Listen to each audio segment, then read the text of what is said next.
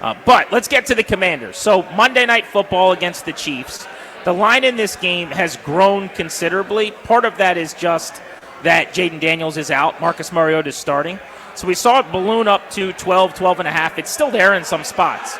I'm looking at FanDuel right now, and Washington's catching 11.5 points on the road. They're almost a 6-1 money line option right now. So this is a bit of a David versus Goliath scenario. The question all week long has been not really about Daniels or Mariota, because the offense, one way or the other, is going to be okay. Can this defense not be dreadful? Can this defense slow down a Chiefs O that has scored 61 points in the last 2 weeks and has found its NOS button again with Rashee Rice back at wide receiver? That's the big question. Joe Whitt, the embattled defensive coordinator of the Commanders D, spoke to the media today, and he was asked about how the linebackers are playing, and he tips his hand a little bit on some changes, some adjustments that could be coming on the defensive side of the ball. I've been pleased with the backers. I think Bobby and Oos have played well. We're going to give Jordan more looks and more opportunities. He came in and played with good speed, so I'm excited to see him with his snap count going up. And then, you'll see a little bit of Kane as well to see how he can add to the party as well. Yeah, and you'll probably see some of it this week. That last clip there thrown on at the end is he was asked, are you making personnel changes then? And he said, yeah, and you'll see some of it this week. So here's what I take out of that. Jordan McGee's about to play more at linebacker on the second level, and we're even going to get to see Kane Medrano with his speed and athleticism. It's almost like they're finally deciding they need a little more speed in the back end. And that's the idea, right? I mean, yeah, now you've got to, of course, guess right in terms of, when those guys will be utilized. And, I'm sure Andy Reid and company, as they're developing plays and downs and counts and some of the things they're looking for, will say, okay, well, maybe that's the time we hit the naked bootleg misdirection where all the action's going one way and you leak out a tight end on the backside that you don't expect for that big third down. But, yeah, it's something that stands to reason. Because here, this is what I always talk about with teams that should be rebuilding that aren't, or teams that are struggling. What are you going to do? Put up bad performances? I got that covered doing it your way. This doesn't need to be beat my head against the wall time. You don't get a prize for stubbornness on your way out the door. You get a prize for fixing it, for trying something different, even if it's not as good in practice.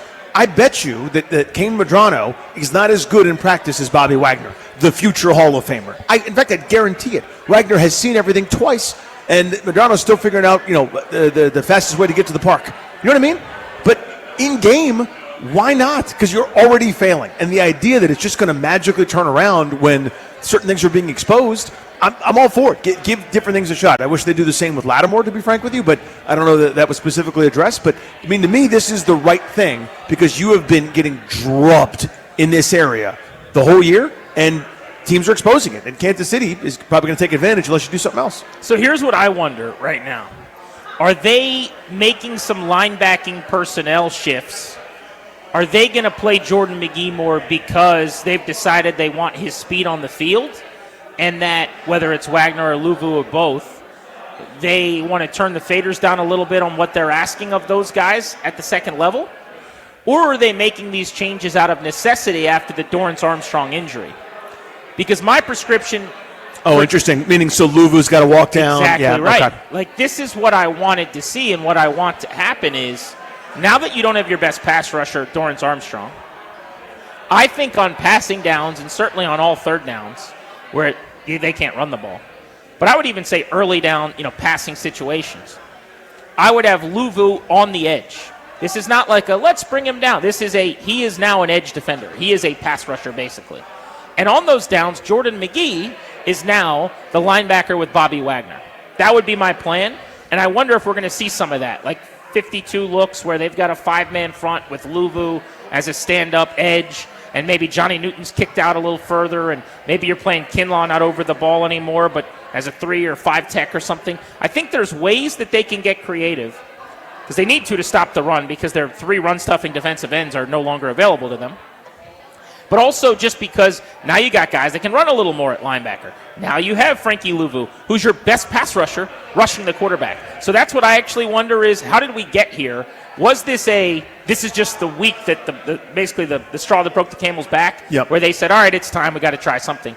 Or is this just no Dorrance Armstrong, Luvu's going to play a lot more edge, next man up is Jordan McGee. It's a great question. Go get him, and now Kane Medrano gets the McGee reps 2, 4, 6 plays here or there at linebacker. I hadn't thought of that, but it's actually a really good perspective, and it's a good thought. And here's what gives it even more credence, Clearwater Revival, my friend, is that they're not doing that anywhere else. But now, I know that's two position groups that's kind of being affected, but bear with me. They're not doing a change for change sake in the secondary, as far as I know. It's not, Lattimore watching a few plays, Sanders still on the outside, maybe Igbenogany, maybe Jonathan Jones, maybe back in the slot. They're not doing that there. They're doing this here, which may be out of necessity, to your point, that they don't have their best defensive player to this point this season, Dorrance Armstrong, for the remaining balance.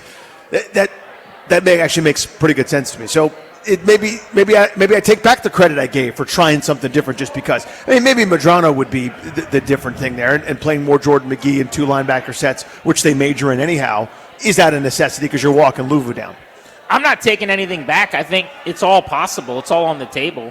And any kind of change, regardless of why you made it, if it works, you give Dan Quinn, you give Joe Whitt credit for that. Just looking at some of the numbers here at this linebacking spot, Jordan McGee, who is the young, exuberant LB of the trio, he's 24 years old. He was drafted out of Temple in the 5th round last year. He's a big guy. He's 6'3" and 226 pounds. He actually runs a 4.5 40, so he could turn and burn just a bit comparative to Luvu, who ran a 4.84 at his pro day years ago. Now, I have to imagine he's faster than a 4.84. He also plays faster than that. Absolutely. I would say. That was the pro day time that follows you around forever. Mm-hmm. Again, I don't think that's a 4.8 just doesn't seem right. But regardless, that was at his pro day. So let's say he is faster than that. But now, years later, a lot of dings later, you slowed down. You're probably running a 4.8, a 4.9, whatever that looks like. So anyway, McGee's faster. Wagner, who was originally very fast, 4.45, I think, when he came out, that was 15 years ago. Yeah, understandably. You're allowed to lose a step on your way to the Hall of Fame. But here's McGee's snap count by week. At the beginning of the year, Jordan McGee wasn't playing it pretty much at all. His snap count by weeks 1 through 7. 2, 4, 6, 0, 12, 1, and then last week against Dallas, 22 plays. 1 is interesting. I'm sure that's personnel groupings from Chicago. Maybe what they were doing that limited him, but other than that, there's your trend line, right? 12 to 22. I wonder if, too, they kept him on the field. They run a little tempo sometimes with Ben Johnson if there was, just less ability to get guys in or out. Yep, you might be right about that. Maybe you also feel more comfortable there with Wagner directing traffic in under duress. Could be that he got banged up, and we don't know about, just on the sideline or whatever. Mm-hmm. But, yeah, he went from 12 snaps to 1 snap to now 22 against Dallas. And now it sounds like he's going to play the most he's played all season. He's only also missed a tackle in one of their games. If you look at all the games he's played in, just the Chargers game, he missed multiple tackles is the only one. But meanwhile, Frankie Luvu, last year, my brother was like, what jersey should I get? Who's your favorite player right now? I'm like, Frankie Luvu's a dog. Go get the 4. I love the guy. 9 missed tackles this year. Yep. Now, 7 of those were in the first 4 games, including, I think, 5 in the first 2 games. A lot of the guys on this defense at the beginning of the year just couldn't tackle, and I think it was part of their training camp preseason, whatever you want to blame it on. He's rounded into form in that regard, but he's given up 15 catches on 16 targets. Bobby Wagner, by the way, 16 catches on 19 targets, 182 yak yards. Now, some of that is B. John Robinson, catch and run. Yep. But some of it isn't. 182 yak against Bobby Wagner in space this year. He has only missed 1 tackle, and I don't even know when it was. I don't know if I've ever seen Bobby Wagner legitimately miss a tackle. But he's 35. Yeah. So, yes, if he gets Jordan there, he McGee, makes the tackle, right. This is not meant to be a bash Bobby Wagner, Frankie Luvu segment, but bringing back Wagner right now looks to me like it has hindered as much as it has helped. And it's hard to say that because I love the leadership, I love the player. I think there are things he still does better than any other player at his position. But on a slow defense kind of around him in a lot of ways, having him anchoring the thing makes it harder. So you know what you got to do? You got to figure out a way to kind of mask it, and McGee next to him could be one of the ways. Yeah, it's like having a defensive end that's a great pass rusher but not a good run stuffer. You would take that balance sheet every time.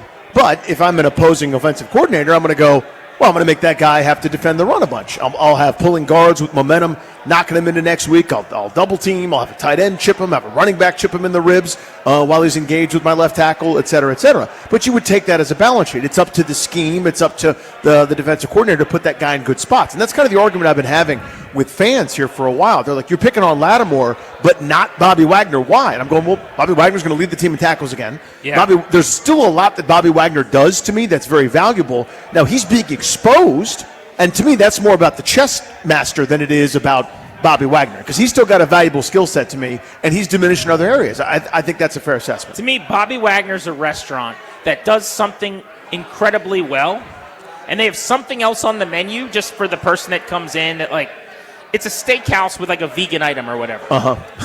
If you go there and you order the vegan item and you want to tell me, you guys just aren't that good at this, I'm sorry, I don't care about that. Yeah, have you tried the dry aged porterhouse? That's not what we do here, friend.